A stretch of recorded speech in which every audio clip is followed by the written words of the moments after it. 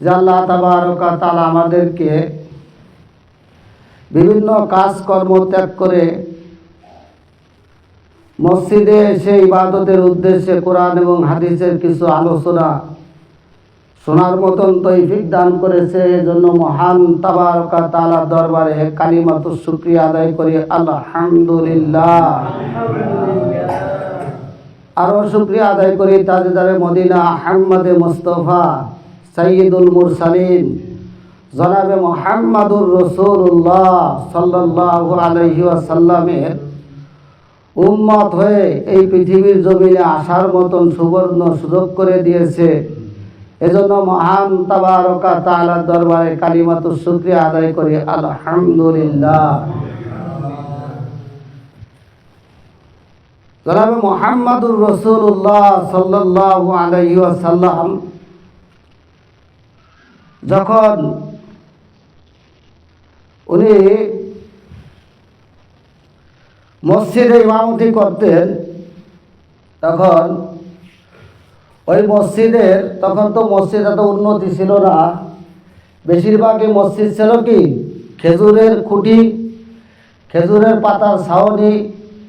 তখন রাসূল করিম সাল্লাল্লাহু আলাইহি ওয়াসাল্লাম ওই মসজিদগুলো নিয়ে বেশি ছিল, কারণ আর এই মিম্বারগুলো ছিল কি খেজুর গাছের, মানে খেজুর গাছ কাটিয়া ছোট করিয়া গাড়ি ওইটা কি করতো মিম্বার বানাইতো।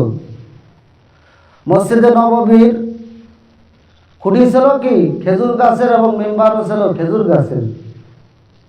তা পরবর্তীতে যখন মসজিদটা একটু উন্নতি হলো, উন্নতি হওয়ার পরে এই খেজুর গাছের যে মিম্বারটা কি পরিবর্তন হয়ে গেল। তখন যা করে কাঠ দিয়ে কোনো সিস্টেম করে সুন্দর করে বানাইছে, খেজুর গাছের যে মিম্বারটা ছিল ওটা ফেলাই গেছে। ফেলাই দেওয়ার পরে খেজুর গাছ রাসূল করিম সাল্লাল্লাহু আলাইহি ওয়াসাল্লামকে বলতেছে, উস্তুনে হান নানো আজহার রে রাসূল নানা মিজাজ হামসুয়ার বাবে অকুল, নানা মিজাজ হামসুয়ার বাবে অকুল। একদম খেজুর গাছে মানুষের মতন কথা বলতেছে আর বলতেছে, আর রাসূলুল্লাহ আজ থেকে আমি খেজুর গাছই হয়ে গেলাম। এতদিন আমার একটা সম্মান ছিল, আমার একটা ইজ্জত ছিল যে জনাবে মুহাম্মাদুর রাসূলুল্লাহ সাল্লাল্লাহু আলাইহি ওয়াসাল্লামের আমার উপরে বসেছে, তার সাথে আমার কি শরীরের স্পষ্ট লেগেছে। আমি খেজুর গাছ কত সম্মানিত ছিলাম। তখন খেজুর গাছ যখন মানুষের মতন যখন কাটতেছে আর বলতেছে যে আজ থেকে আমি খেজুর গাছই হলাম, আর আজ থেকে রাসূল করিম সাল্লাল্লাহু আলাইহি ওয়াসাল্লামের সাথে আর আমার কি স্পষ্ট হলো না। তখন জনাবে মুহাম্মাদুর রাসূলুল্লাহ সাল্লাল্লাহু আলাইহি ওয়াসাল্লাম ওই উস্তুনে হান্নান নাম ছিল ওই খেজুর গাছের যে মিম্বারটা ছিল, তখন সে বলতেছে যে তুমি যে উস্তুনে হান্নান, তোমার উপরে আমি বসে ট্যাক লাগিয়ে আমি খুতবা দিছি, বইছি, কোরআন হাদিসের কথা বলছি, তোমার আবদার কি? তখন ওই খেজুর গাছের খুঁটিটি বলতেছে, আর রাসূলুল্লাহ দুনিয়ায় আপনি আমার সাথে ট্যাক লাগাইয়ে বইছেন, আমি জান্নাতের ভিতরে আপনার সাথে থাকতে চাই এবং আমার উপর আপনি বসবেন এভাবে ট্যাক লাগিয়ে। এই আবদারটা যদি আপনি রাখতে পারেন আমি উস্তুনে হান্নান কি কান্না থামাই দেব। তখন জনাবে মুহাম্মাদুর রাসূলুল্লাহ সাল্লাল্লাহু আলাইহি ওয়াসাল্লাম বলতেছে, যাও তোমার এই আবদার কি আমি পুরো করলাম। আল্লাহ তাবারক ওয়া তাআলা যখন আমাকে জান্নাত দান করবে আমি তোমাকে বলবো না, তুমি যে উস্তুনে হান্নান তোমাকে আমি সাথে করে কি লয়ে যাব।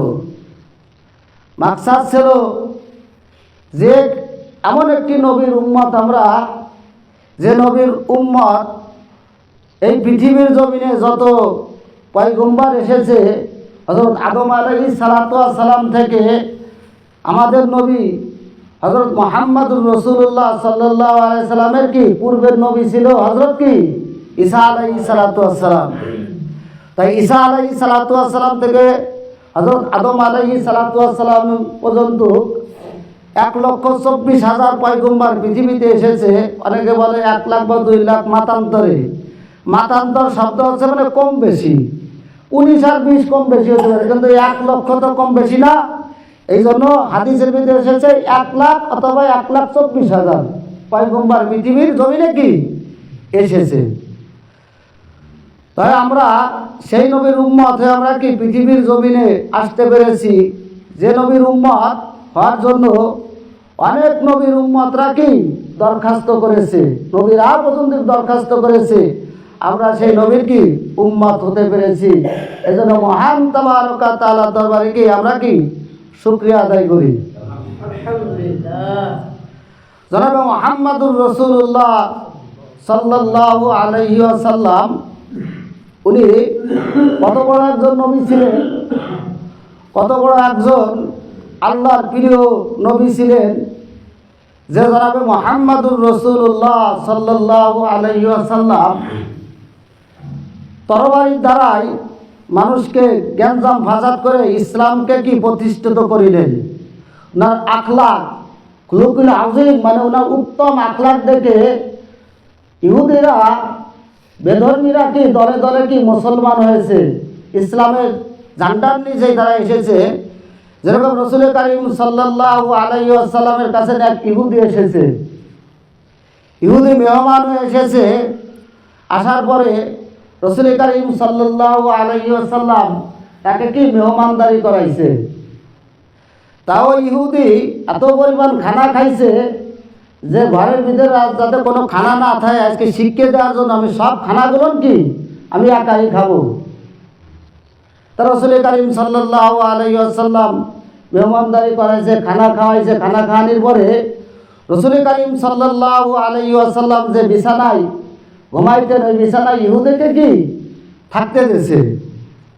তাই ইহুদির মনের ভিতরে হলো শয়তানি, যে খানা তো সব খাই শর্ট ফেলালাম, আবার রাত্রে ঘুমাইতে দিয়েছে এই বিছানার ভিতরে কি পায়খানা করব, পায়খানা করে রাত থাকতে গিয়ে আমি বাইরে চলে যাব। তখন ওই ইহুদি ওই কাজ করছে, করার পরে জনাবে মুহাম্মদুর রাসূলুল্লাহ সাল্লাল্লাহু আলাইহি ওয়াসাল্লাম এসে দেখে ওনার বিছানা একদম নষ্ট করে ফেলাইছে।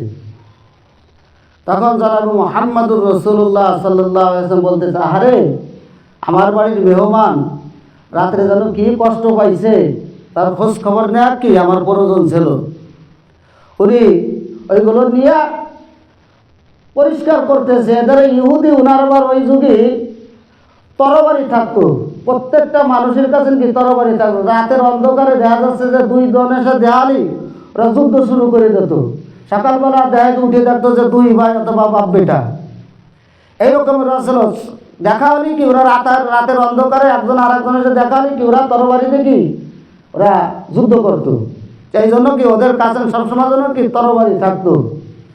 এখন ওই ইহুদি তরবারি রেখে গেছে, রেখে যাওয়ার পরে উনি আসতেছে, দেখেন যে জনাবে মুহাম্মদুর রাসূলুল্লাহ সাল্লাল্লাহু আলাইহি ওয়াসাল্লাম কি নিজে ওটা পরিষ্কার করতেছে, এক পাও আসে এক পাও পিছায় এইভাবে কি করতেছে। ওই জায়গা হযরত ওমর রাদিয়াল্লাহু তাআলা উপস্থিত, বলতেছে, হুজুর আমি 2 কয় না, মেহমান তো আমার ছিল, কষ্ট তো সে পাইছে, আমার কারণেই এটা আমার দায়িত্ব, আমি 2।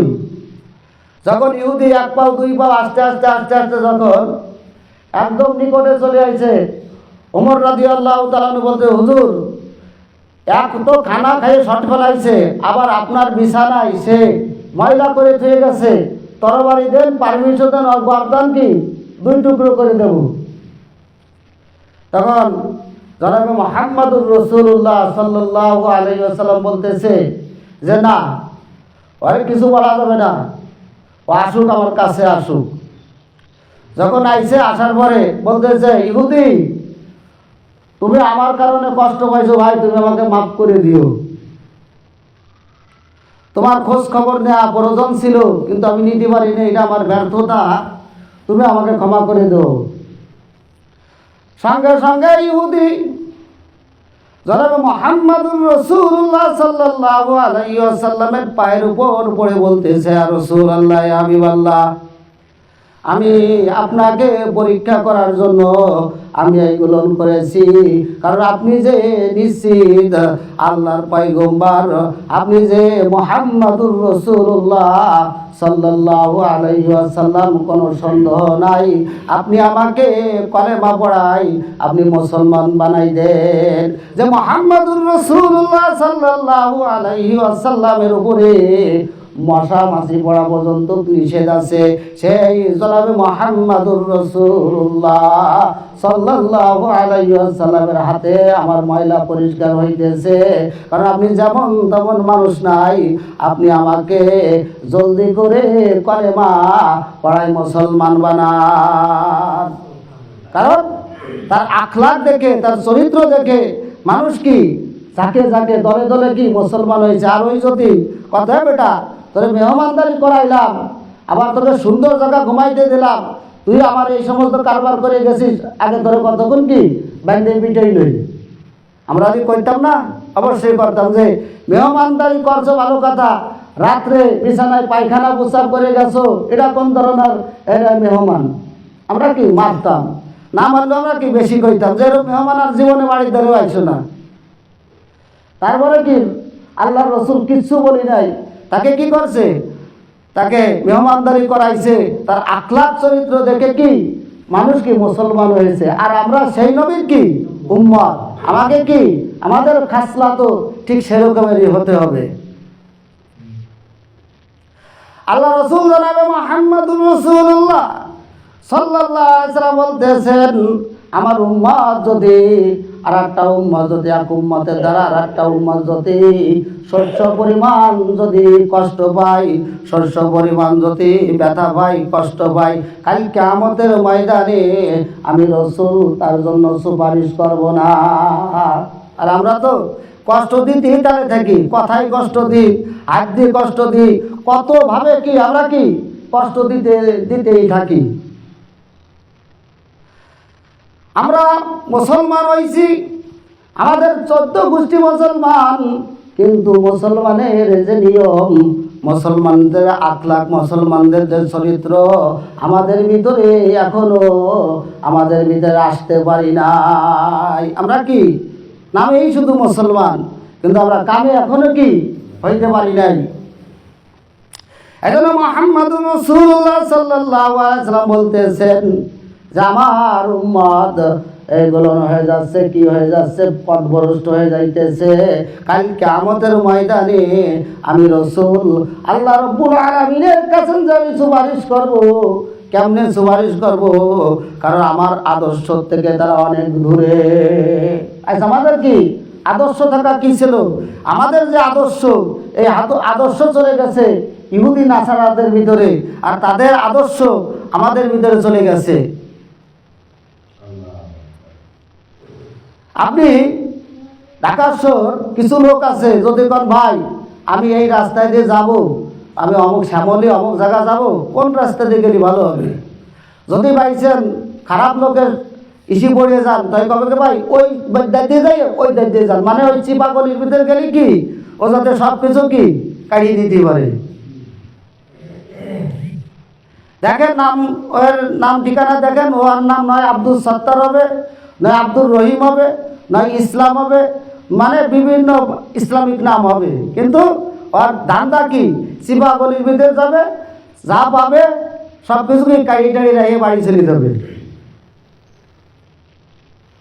কিন্তু রাসূল কারীম সাল্লাল্লাহু আলাইহি সাল্লামের কাছে এই কেবলমাত্র মুসলমান হয়েছে, বাড়ির দিক যাইতেছে, ইতিমধ্যে উনি যাইতেছে, রাত হয়ে গেছে, আর ওই পথ দিয়ে এক যুবতী সুন্দরী যাইতেছে। তা ওই যুবক তেমন একটা মুসলমান হওয়ার আগে তেমন একটা সুবিধাজনক ছিল না।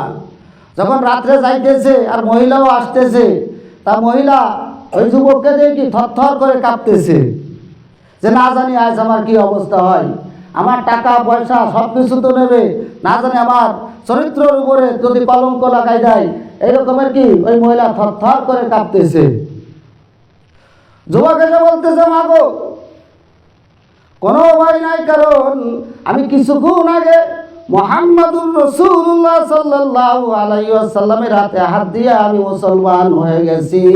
আমি আর আগের মতন যুবক নাই, কারণ আমি মুহাম্মাদুর রাসূলুল্লাহ সাল্লাল্লাহু আলাইহি ওয়াসাল্লামের হাতে হাত দিয়ে আমাগো আমি মুসলমান হয়েছি। তোমার জানমালের যত নিরাপত্তা ইসলাম আমাকে দিয়েছে। চলো, কোথায় যাবা? তোমার গন্তব্য স্থানে কি? আমি পাঠাই করে দিই, আগই দিই। আর আমাদের ভিতরে বাসের ভিতরে যদি কোনো প্যাসেঞ্জার না থাকে, আর যদি কোনো স্কুল কলেজের ভার্সিটির মেয়েরা ওঠে, তাই সময় সুযোগ খোঁজে যে কোন জায়গা ফাঁকা জায়গা পাওয়া যায়, ওর চরিত্র শেষ করে অনেক সময় মেরেও ফেলায়। এরকম ঘটনা কি হাজার হাজার ঘটে। এই জন্য আমরা মুসলমান হয়েছি, কিন্তু আমাকে আখলাক চরিত্র এখনো কি পরিবর্তন হতে পারি নাই। এজন্য আল্লাহ রাব্বুল আলামিন বলতেছেন, ফাযকুরুনি আযকুরুকুম ওয়াশকুরুলি ওয়ালা তাকফুরুন। ফাযকুরুন, তোমরা স্মরণ করো আমাকে। ওয়াশকুরুলি ওয়ালা তাকফুরুন, তোমরা কি স্মরণের মতন স্মরণ করো। তোমরা যদি আমাকে স্মরণ করো, আমি আল্লাহ তাবারকা তাআলা কি তোমাকে স্মরণ করব। আর যদি তোমরা আমার দিক যদি তোমরা হেঁটে হেঁটে আসো, আমি আল্লাহ তাবারকা তাআলা তোমাদেরকে কি আমি দৌড়ে দৌড়ে যাব। ওয়ালা তাকুলু লিমা ইউকতালু ফি সাবিলিল্লাহি আমওয়াত বাল আহইয়াউ ওয়ালাকিন লা তাশউরুন। যারা আমার ইসলামকে প্রতিষ্ঠিত করতে, যারা ধর্মকে প্রতিষ্ঠিত করতে, যারা নামাজ প্রতিষ্ঠিত করতে, ইসলামের যত বিধান আছে সমস্ত বিধান যারা পরিপূর্ণভাবে আদায় করলো, আর অবস্থায় তারা মারা গেল, আল্লাহ তাবারকা তাআলা বলছে এরা মৃত্যুবরণ করে নাই। তোমরা দেখো এরা মৃত্যুবরণ করছে, কিন্তু এরা মৃত্যুবরণ করে নাই, আমার কাছে এরা সারাটা জীবন জীবিত। ওয়ালা তাকুলু লিমাই ইউকতালু ফি সাবিলিল্লাহি আমওয়াত বাল আহইয়াউ ওয়ালাকিন লা তাশউরুন। আল্লাহ রাব্বুল আলামিন উহুদের যুদ্ধের ভিতরে যখন খবর হয়ে গেছে মুহাম্মাদুর রাসূলুল্লাহ সাল্লাল্লাহু আলাইহি ওয়াসাল্লাম দুনিয়া থেকে চলে গেছে, এই খবর শোনার সঙ্গে সঙ্গে সমস্ত সাহাবীরা পাগল হয়ে গেছে। এমনকি শিশু সন্তান পর্যন্ত মায়ের স্তনে তা মুখ লাগাইতেছে না, কারণ জনাবে মুহাম্মাদুর রাসূলুল্লাহ সাল্লাল্লাহু আলাইহি ওয়াসাল্লাম দুনিয়া থেকে চলে গেছে। আর এই মুহূর্তে কে যেন বলতে বলতে যাইতেছে যে মুসলমানরা রে কোথায় তোমরা আছো, কারণ জনাবে মুহাম্মাদুর রাসূলুল্লাহ সাল্লাল্লাহু আলাইহি ওয়াসাল্লাম শাহাদাত বরণ করেছে। কিন্তু তখন রাসূলের একজন সাহাবা ছিল, যুবক। কি ছিল? একদম তরুতাজা যুবক। সে মাত্র বিবাহ করেছে, রাত্রে ফরজ গোসল করার জন্য পানির কিনারায় দাঁড়াইছে, আর ওনার কানে ভেসে আসতেছে যে মুহাম্মদ দুনিয়াতে নাই। কে নাই? মুহাম্মাদুর রাসূলুল্লাহ সাল্লাল্লাহু আলাইহি ওয়াসাল্লাম দুনিয়াতে নাই। উনি সঙ্গে সঙ্গে বাড়ি চলে এসেছে। ডাক দিয়ে বলতেছে, বিবিরা আমার সঙ্গে সঙ্গে বলতেছে আমার তরবারি দাও। সঙ্গে সঙ্গে তরবারি দিয়েছে, ঘোড়া রেডি করছে, যাইতেছে। আর বিবি বলতেছে তুমি না গোসল করবা। বলতেছে গোসল করে কি হবে, কারণ জনাবে মুহাম্মাদুর রাসূলুল্লাহ সাল্লাল্লাহু আলাইহি সাল্লাম দুনিয়াতে নাই। ইন কুনতুম তুহিব্বুনাল্লাহ ফাত্তাবিউনি ইউহিব্বুকুমুল্লাহ। আল্লাহ তাবারকা তাআলা বলতেছে তোমরা যদি আমার ভালোবাসা পাইতে চাও, আর আমার করুণা, আমার অনুগ্রহ যদি তোমরা পাইতে চাও, আমার বন্ধু মুহাম্মাদুর রাসূলুল্লাহ সাল্লাল্লাহু আলাইহি ওয়াসাল্লামকে তোমরা ভালোবাসো। সন্তানের চাইতে, নিজের বিবির চাইতে, পৃথিবীর সব চাইতে যদি তোমার নবী জনাবে মুহাম্মাদুর রাসূলুল্লাহ সাল্লাল্লাহু আলাইহি ওয়াসাল্লামকে যদি ভালোবাসতে না পারো, তুমি কি আমার ভালোবাসা কি পাইবা না। তখন কি ওই সাহাবী চলে গেছে যুদ্ধের ময়দানে। হযরত হানজালা রাদিয়াল্লাহু তাআলা আনহু, ওই সাহাবীটার নাম ছিল কি হযরত হানজালা। যখন গেছে যার পরে কি যুদ্ধ করতে করতে শাহাদত বরণ করছে। শাহাদত বরণ করছে যারা যুদ্ধের ময়দানে মারা যায়, এদেরকে গোসল ছাড়া এদেরকে কি দাফন করা হয়। তখন রাসূল কারীম সাল্লাল্লাহু আলাইহি সাল্লাম তালিকা করতেছে যে উহুদের ময়দানে যারা যারা মারা গেছে এদেরকে বিনা গোসলে এদেরকে কি দাফন করতে হবে। কারণ যারা এদেরকে রক্ত মাখা অবস্থায় এদেরকে কি মৃত্যু হয়, এদেরকে কি ওইভাবেই কি কবর দিতে হয়। কারণ এরা মৃত্যু না, এরা জীবিত, কিয়ামতের ময়দানে এরা কি ওই অবস্থায় উঠবে। তখন দেখা যাচ্ছে দূর থেকে এক মহিলা আসতেছে, এসে বলতেছে আর রাসূলুল্লাহ, এ হাবিবাল্লাহ, সমস্ত সাহাবীদেরকে আপনি বিনা গোসলে আপনি দাফন করেন, কিন্তু আমার স্বামী হানজালারে কি বিনা গোসলে দাফন করেন না। তখন বলতেছে তোমার স্বামী তালাশ করতে করতে হযরত হানজালারে পাইছে। তারপরে যখন গোসল করতে যাবে এই মুহূর্তে জিবরাইল আলাইহিস সালাতু ওয়াস সালাম এসে বলতেছে, ইয়া রাসূলুল্লাহ, ইয়া হাবিবাল্লাহ, আপনার সাহাবী হযরত হানজালার গোসলের কোনো প্রয়োজন হয় না। কারণ আল্লাহ তাবারক তাআলা ফেরেশতা দিয়ে হাউজে কাউসারের পানি দিয়া হানজালার গোসল সম্পূর্ণ করা হয়েছে। কারণ হানজালার গোসল কি প্রয়োজন নাই, কারণ ফেরেশতারা হানজালার কি গোসল করাইছে। দিনের নবীজি সাহাবায়ে কিরামরা ওরা দেখতেছে যে কিভাবে গোসলটা হইল। কারণ দেখে ওনার চুল বেয়ে দাড়ি বেয়ে ওনার পানিগুলো এখনো জমিনে স্পষ্ট করতেছে। এই জন্য আল্লাহ তাবারক তাআলা বলতেছে, ওয়ালা তাকুলু লিমান ইউকতালু ফি সাবিলিল্লাহি আমওয়াত বাল আহইয়াউ ওয়ালাকিন লা তাশউরুন। কার কথা? আল্লাহ তাবারক ওয়া তাআলার কথা। আর আমরা কি মনে করি নামাজ পড়লি, রোজা রাখলি, আমরা তো ইসলামের পরিপূর্ণতাকে আমরা পেয়ে গেলাম। ইসলামের অনেক বিধানগুলো আছে। ইসলামের ভিত্তি 5টি: কলেমা, নামাজ, রোজা, হজ, যাকাত। মানে সেদিনকে একজনে কইতেছে যে গরিব মানুষ আমি সহি দেখতে পারি না। আমার দোকানে এসে বলতেছে যে গরিব মানুষ আমি সহি দেখতে পারি না। আমি বললাম তোমার মতন কাস্টমার আমার দরকার নেই, সর হয়ে দিয়ে। গরিব মানুষ যদি পৃথিবীতে না থাকতো তো গরিবকে জাকাত দিত কারা? জাকাতটা কোন খাতে দিত? তো এটা তো কোরআনের একটা মানে আয়াতের উপরে তুমি টিটকারি করতেছো। গরিব মানুষ সহি দেখতে পারেন, ওই যে ভিক্ষে নীতি আসে, ওই ভিক্ষে নীতি আসে একটু বেশি মাত্রায় আসে। তা উনি ওই দেই বলতেছে গরিব মানুষ, ইসলামে গরিব মানুষ বেশি, আমি সহি দেখতে পাইনি। তাই ওই লোকটা যে কইলো যে গরিব মানুষ আমি সহি দেখতে পারি না, আল্লাহ রাব্বুল আলামিন বলতেছে যে জাকাত, ফিতরা, তারপরে দান, যাকাত এগুলো কি দিতে হবে। তাই যে যদি সবাই যদি বড় লোক হতো, তা আল্লাহর যে বিধান, কোরআনের যে আয়াত, এটি কোথায় বহন করত? এই জন্য ওই লোকটারে বললাম, ভাই আপনার এই কথাটার কারণে কোরআনের শত শত আয়াতের অবমাননা হয়ে গেল, অস্বীকার করা হয়ে গেল। আপনার যদি ভালো না লাগে তা আপনি ইসলামের থেকে চলে যান, কিন্তু এইভাবে কথা বলেন না, এতে ইসলামের ক্ষতি হয়। যাও, আল্লাহ তাবারক ওয়া তাআলা ইসলামের যে পরিপূর্ণ যে বিধান আছে, এই বিধানগুলো কি আমাদেরকে মানতে হবে।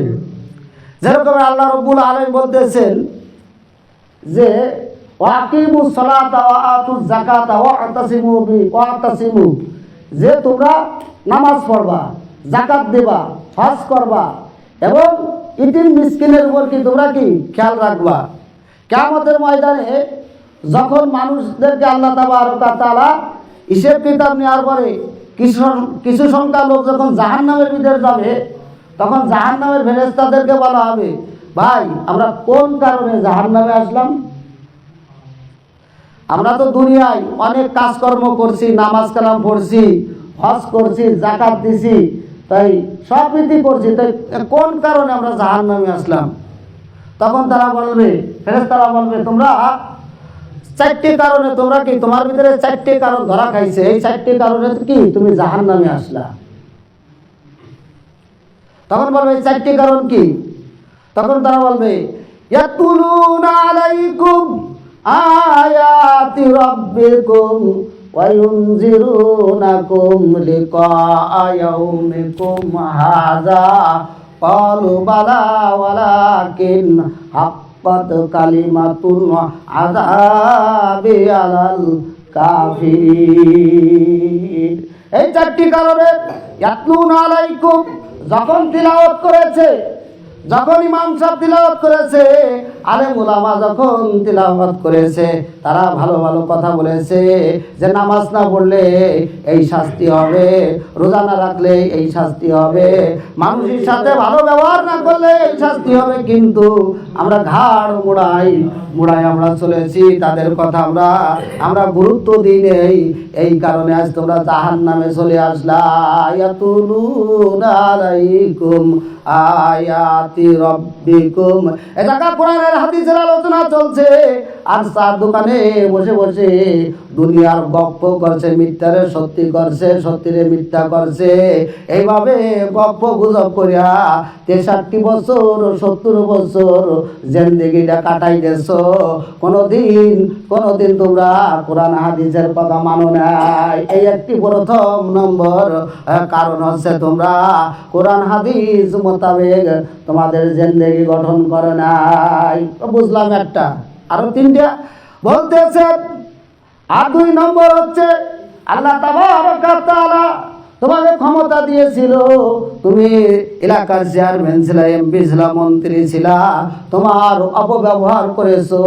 তুমি এতিম মিসকিন গরিবদের সম্পদকে আত্মসাৎ করে কোটি কোটি টাকার মালিক হয়ে নিজেকে তুমি নিজে মনে করো নাই, নিজেকে অনেক বড় লাটসাহেব মনে করেছো। এই কারণে তুমি আজ জাহান্নামে চলে আসলা। ঠিকই বলেছেন, আমি এলাকার চেয়ারম্যান ছিলাম, মেম্বার ছিলাম, এমপি ছিলাম, আমি মানুষকে কোনো সময় মানুষ মনে করি নাই। এই কারণে আজ তুমি জাহান্নামে চলে আসলা। আর 3 নম্বর কারণ হচ্ছে যে আমি আমার পাড়া প্রতির সাথে ইহসান করি নাই। এই 4টে বলি শেষ করতেছি। যে আমার পাড়া প্রতিবেশী যারা ছিল এদের সাথে কেউ সৎ আচরণ করি নাই। ভাই ভাইয়ের সাথে গন্ডগোল, আত্মীয় সাথে গন্ডগোল। আমি কি সবসময়ের জন্য একটা বেজালের ভিতরে থাকতাম। আমি মানুষের কি ভালো চাইতাম না, জ্ঞানজাম ফাসাদের ভিতরে আমি বেশি থাকতাম। এই জন্য। আর 4র্থ নম্বর হচ্ছে ইতিমের মালকে আত্মসাৎ করছি। ভাই মারা গেছে কিন্তু ছেলে মেয়ে রেখে গেছে, ছোট ছোট জমিকার সব নিজের নামে সব করেছে, আর নিজের আর জোগাড় করেছে। এরকম পৃথিবীর জমিনে হাজারো আছে। আর অনেক সময় মেয়েদেরকে সম্পদ দিয়ে দেয় না, ছেলেদেরকে দেয়। কে তোরে বিয়ে দিয়ে দিছি 1 লাখ খরচ করে, ওটাই কি শেষ? কয় বাবা তুমি হজ করতে যাচ্ছ, আর মেয়েতে কানতেছে। কয় মা কান্দিস না, ওই সৌদি থেকে ভালো ভালো খুরমা আনবানি, আতর আনবানি, তোর জন্য সোনার চেন আনবানি, কান্দিস না। কয় আব্বা আমি কান্দিছি এ কারণে, তুমি হজ করো আর যা করো, মরার সঙ্গে সঙ্গে যে তুমি জাহান্নামে যাবা, এই জন্য আমি কান্দেছি। কয় কেন আমি জাহান্নামে যাব? 20 বিঘা জমি ছিল, মিয়া ভাই সাজি ভাই কুটি বাইরে সব দিয়ে দেছো, আর আমারে বিয়া দিয়া তুমি বেঁচে গেছো। এই যে হক নষ্ট করছো, পাশে 100 বার করলেও কাজ হবে না। মৃত্যু হতে দেরি আছে, জাহান্নামে যাইতে তোমার দেরি নাই। ওসিকাল্লাযীনা কাফারু ইলা জাহান্নামা যুমারা। এই জন্য এই 4টি কারণ যখন বলবে তখন বলবে যে এই 4টাই আমার ভিতরে ছিল। এই জন্য তো কোরআন হাদিসের কথা ঠিক, আমার যে শাস্তি হয়ে গেছে এই শাস্তি আমি বহন করি, এই শাস্তি আমি উপযুক্ত শাস্তির। এই জন্য আমি এই জাহান্নামের ভিতরে পড়ি। এই জন্য আল্লাহ তাবারক ওয়া তাআলা আমাদেরকে দুনিয়ায় কি ইনসাফবিহীন বন্টন করার তৌফিক দান করুক। আর যারা সুন্নাত না পড়েছেন 4 রাকাত সুন্নাত নামাজ পড়ে নিন।